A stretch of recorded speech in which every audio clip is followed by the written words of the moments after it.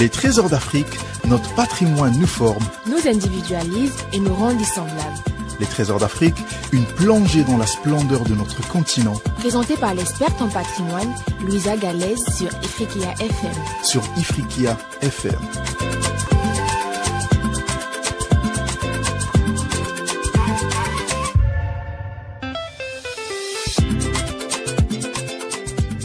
Chers amis d'Afrique et d'ailleurs, bonjour. Aujourd'hui, je me suis découverte une âme de philosophe. J'ai senti la chaleur. Le climat a commencé sa mutation depuis quelques jours. Et soudainement, depuis 2 jours, voilà le changement radical. J'ai réalisé que le printemps est déjà là. Le printemps venu avec ses couleurs, ses roses, ses épines aussi parfois.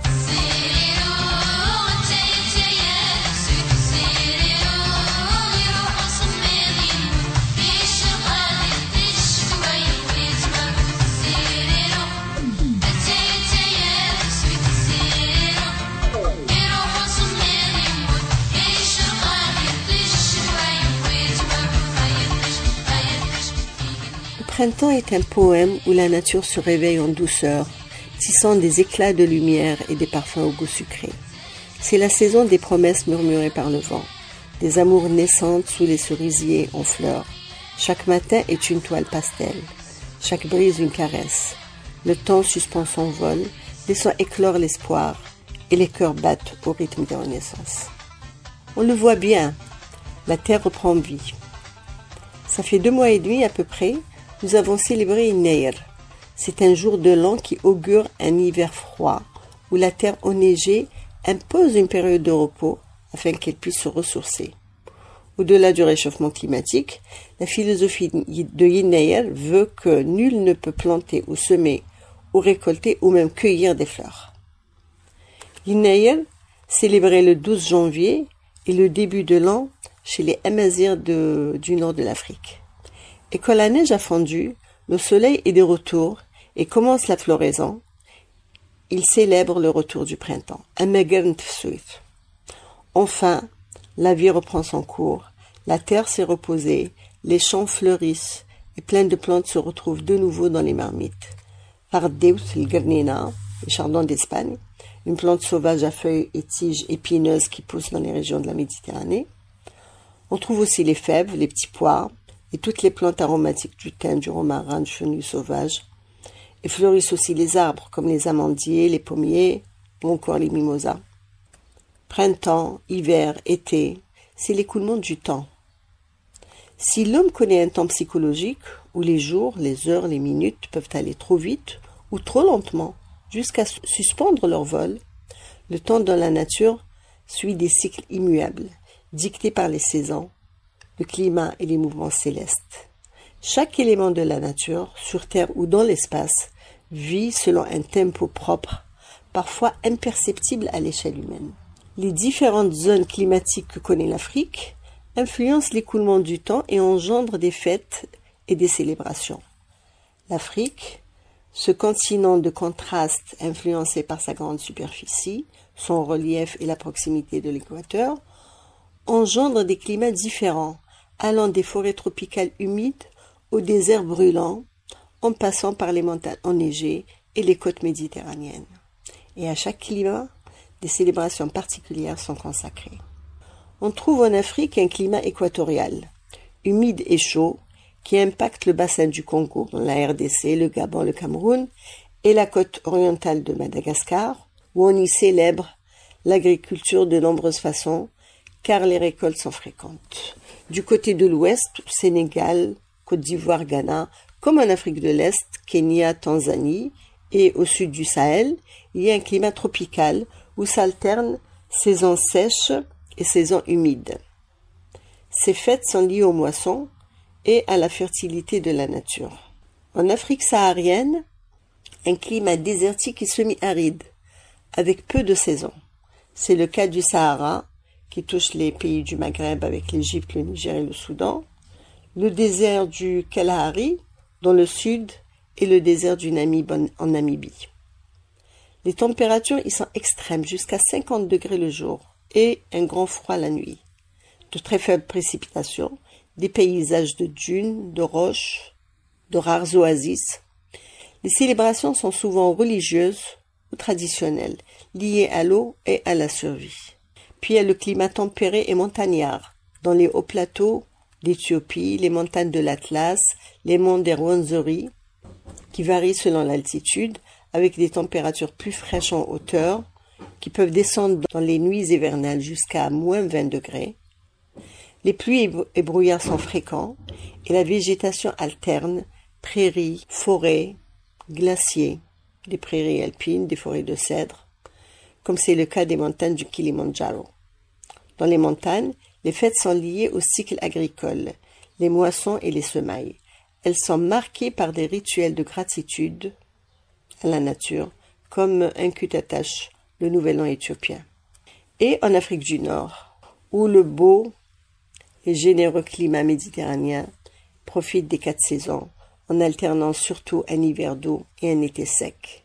Les célébrations sont souvent liées au rythme de la nature, l'alternance des saisons et le respect des espèces de la faune et de la flore. Comme l'Inaïr, le nouvel an amazigh qui entame le grand hiver, on trouve un Magan Tufsuit, le retour du printemps.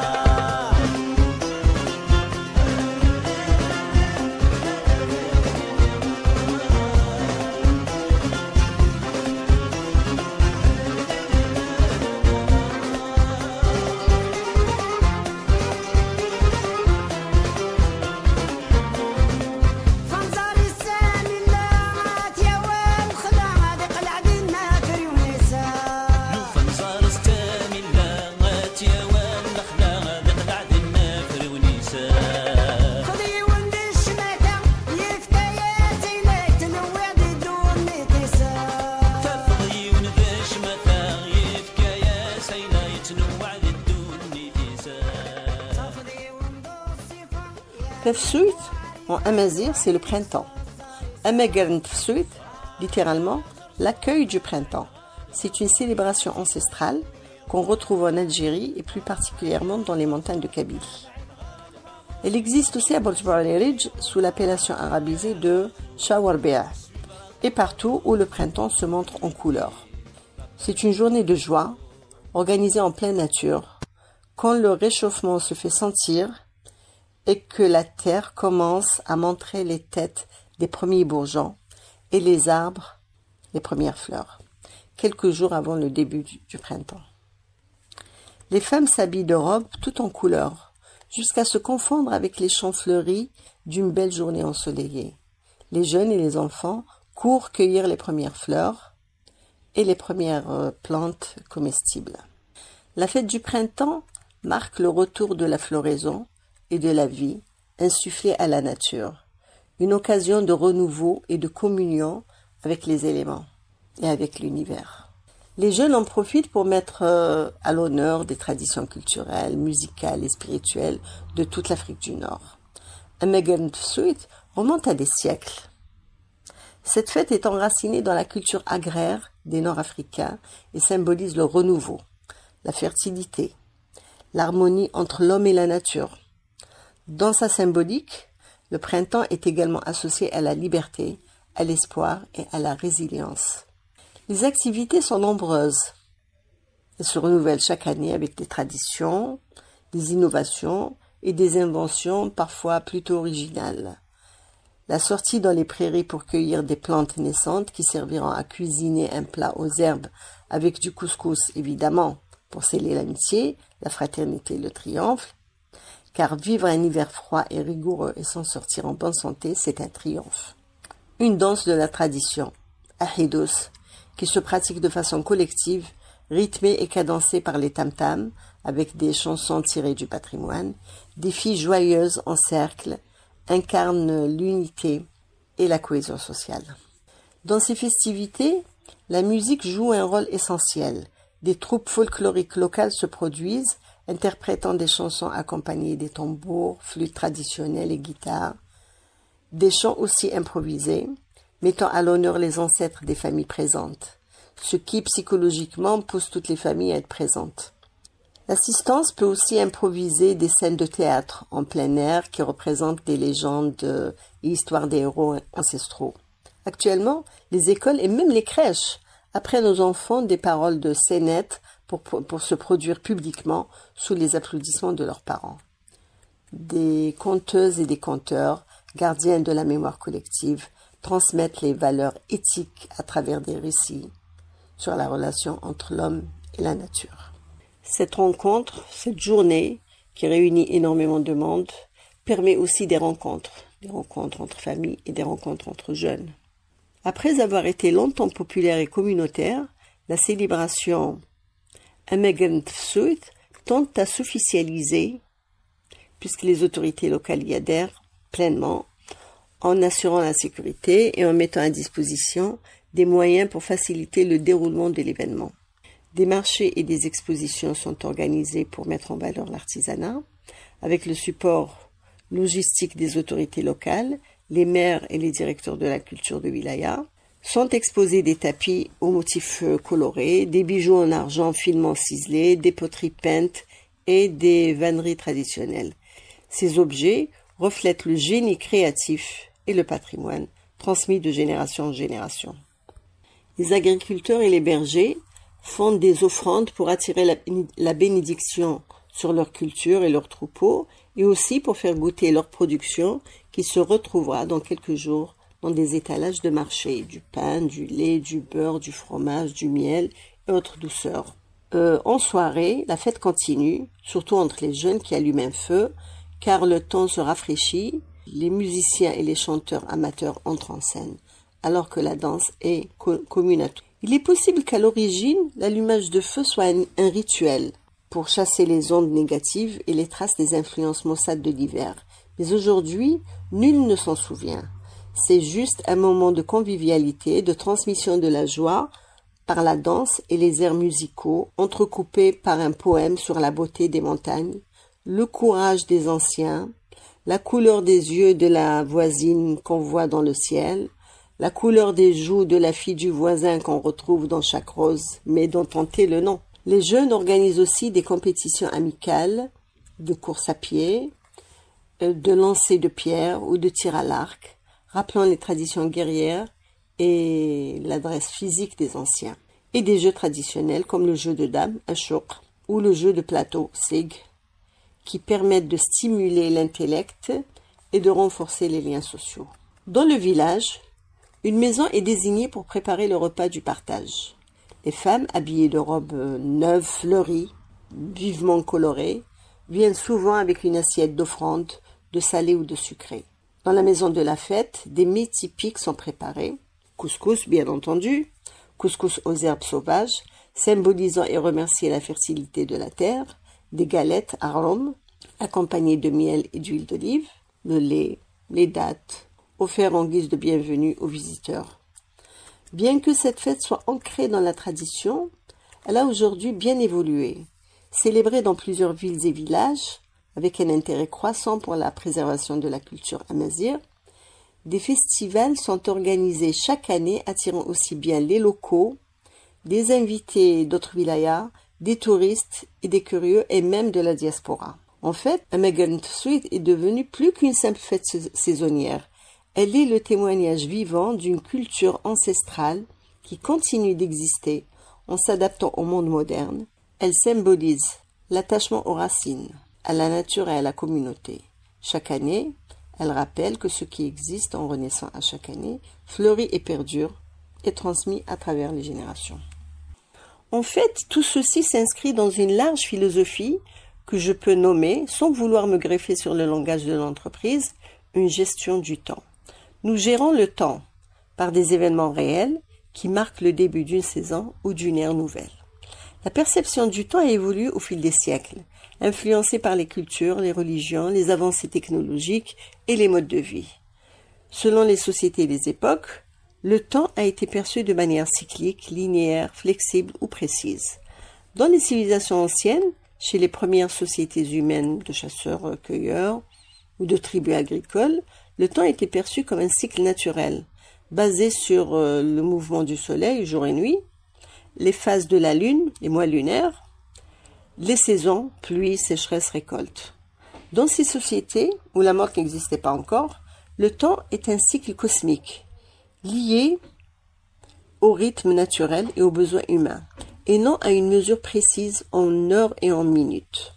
De fait, il était important, tant en Amérique qu'en Afrique, de savoir consommer et récolter que de se demander à quelle heure papa finit de travailler.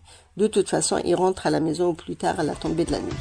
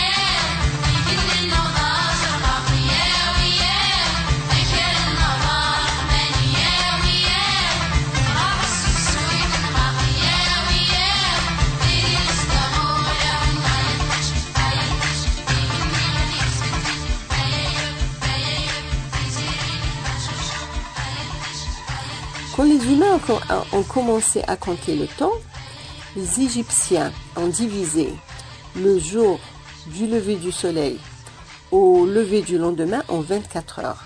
marquant ainsi le début du calendrier solaire de 365 jours sur les crues du Nil.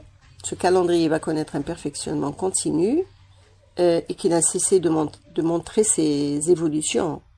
Il y a eu par exemple les cadrans solaires dès le début de l'histoire. Il y a eu des cadrans solaires en terre, en bois, en pierre, en bronze. Puis il y a eu les horloges, bien plus tard, des siècles plus tard.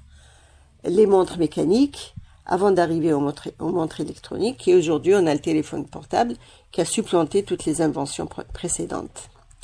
Donc les plus anciens cadrans solaires connus sont ceux des Sumériens et ceux des Égyptiens, mis en place à peu près 2000 ans avant Jésus, ça fait 4000 ans d'ici. Ce sont des découvertes qui ont été faites lors des fouilles archéologiques. Personnellement, j'ai vu un cadran solaire dans l'Exar du Grand Sud algérien. Il n'est pas aussi vieux, mais il date quand même de quelques siècles. Je me souviens aussi, quand on allait en vacances en Kabylie, j'avais à peine 10 ans, mon arrière-tante, décédée maintenant depuis très très longtemps, donc mon arrière-tante calculait les heures de prière avec l'ombre d'un pieu en bois. Le pieu est encore planté d'ailleurs dans le mur de la maison. Donc l'ombre du pieu en bois va se déplacer. Et puis, en fonction de lieux précis, de points précis de l'ombre du soleil, elle va prier Dohr l'Asr, etc. Bon, je n'avais pas vraiment réalisé, mais c'était un cadran solaire. Et je pense que plusieurs d'entre vous ont dû voir la même chose dans leurs villages respectifs. Et après les Égyptiens et les Sumériens, il y a eu les Grecs et les Romains, qui s'inscrivent dans le temps cyclique, les chrétiens et les musulmans qui vont mesurer le temps pour définir les heures de prière, puis il y a eu les temps modernes avec la révolution industrielle notamment, et la découverte des montres, les premières découvertes des montres. Tous ces siècles, le temps est principalement rural et agricole, marqué par les saisons et les fêtes religieuses. Avec la naissance du travail rémunéré, la révolution industrielle notamment, on est entré dans une société où le temps est régulé en temps de travail. C'est la dictature de l'horloge, avec un changement majeur dans nos vies. Le temps n'est plus un cycle naturel, il est devenu une contrainte qu'il faut mesurer. Aujourd'hui, avec la révolution technologique, l'intelligence artificielle et l'automatisation, on parle du temps numérique et de l'immédiateté, dans le sens où l'événement est informé ou est annoncé ici et de l'autre côté de la Terre en même temps. Aujourd'hui encore, on fait la fête pour marquer le temps. Eid Sghir, Eid al-Fitr, pour marquer la fin du Ramadan. Mouloud, pour célébrer la naissance de la date du prophète. Noël, la naissance de Jésus. La fête des ancêtres et les rites ancestraux pour honorer les esprits. Un temps toujours rythmé par les cycles de la nature et de la vie en communauté. Dans le monde, de nombreux pays célèbrent l'arrivée du printemps avec des fêtes et des traditions culturelles. Fin mars, début avril, les Japonais célèbrent Hanami. En pique-niquant sous les arbres en fleurs, c'est la floraison des cerisiers. L'Inde, le Népal et les communautés hindoues du monde célèbrent Holi. C'est le festival des couleurs qui marque la fin de l'hiver et le début du printemps avec des jets de poudre colorée. En Europe, en Amérique, en Australie et en Afrique, on célèbre Pâques, une fête chrétienne, souvent associée au renouveau du printemps. D'ailleurs, on appelle les vacances de Pâques les vacances de printemps, comme les vacances de Noël, les vacances d'hiver. Cette fête inclut des traditions comme la chasse aux œufs, c'est-à-dire qu'il fait beau et qu'on peut déterrer des œufs de Pâques dans la nature, et des repas qui vont avec. En Chine, à Taïwan, à Hong Kong, en début avril, on célèbre le Qingming, la fête de la mi-printemps. C'est un moment de respect aux ancêtres et de sortie en plein air. Dans les Bermudes, on trouve le festival des cerfs-volants de Pâques. En Scandinavie, en Allemagne, en République tchèque, en Estonie, il y a la fête des Walpurgis ou Walpurgis, dans la nuit du 30 avril au 1er mai. En Russie, en Europe de l'Est, on célèbre Malenitsa, une semaine de crêpes et de festivités pour marquer la fin de l'hiver. Dans le monde entier, mais surtout en Europe, On célèbre le 1er mai, lié ou associé à la fête du travail. C'est aussi la fête du printemps, puisqu'on offre des muguets, la fleur éphémère. Le printemps danse au souffle du vent. Il peint des chants de 1000 couleurs éclatantes. Les ruisseaux chantent un refrain apaisant et la nature s'éveille, douce et vibrante. Voilà, chers amis, j'ai fait avec vous le tour des fêtes du printemps. Je vous souhaite un éternel printemps, une vie toujours en fête. Comment je t'ai kiffé, personne auparavant ne m'avait jamais fait autant de fêtes. Et donc s'il te plaît, regarde un peu à moi et tu saisiras sûrement avec le temps que je t'ai aimé. Ne t'éloigne pas, regarde un peu à moi. Ne t'en va pas, j'ai besoin encore de toi. Ne t'éloigne pas, regarde un peu à moi. Ne t'en va pas, j'ai besoin encore de toi. Lorsque je pense à ces beaux temps, que j'aimerais les revivre à tes côtés. Lorsque je pense à ce printemps, que j'aimerais les repasser, te toucher. Lorsque je pense à ces beaux temps, que j'aimerais les revivre à tes côtés. Lorsque je pense à ce printemps, que j'aimerais les repasser, te toucher. Kanatonga dimine koro, artisia du manoro. Asufela ni tonga jongte bon. Kanu nyongo, tonga nyongo famuya akuloni ele nyongonte. Atoka do ani nyongo che. Kanatonga iko kumalame, kanu nyongo nebi fe. Lorsque je pense à ces beaux temps, que j'aimerais les revivre à tes côtés. Lorsque je pense à ce printemps, que j'aimerais les repasser, te toucher. Lorsque je pense à ces beaux temps, que j'aimerais les revivre à tes côtés. Lorsque je pense à ce printemps, que j'aimerais les repasser, te toucher.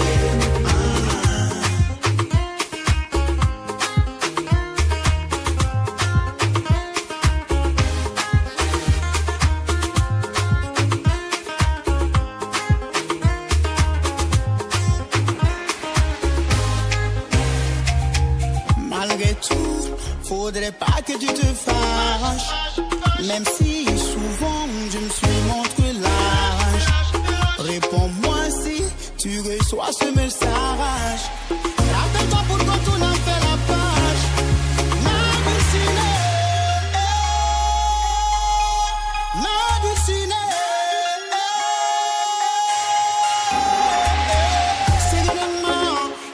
Siginema, ni bifa, njarabi. Siginema, ni bifa, njarabi. Siginema, ni bifa, njarabi. Siginema, ni bifa. Tu le sais mieux.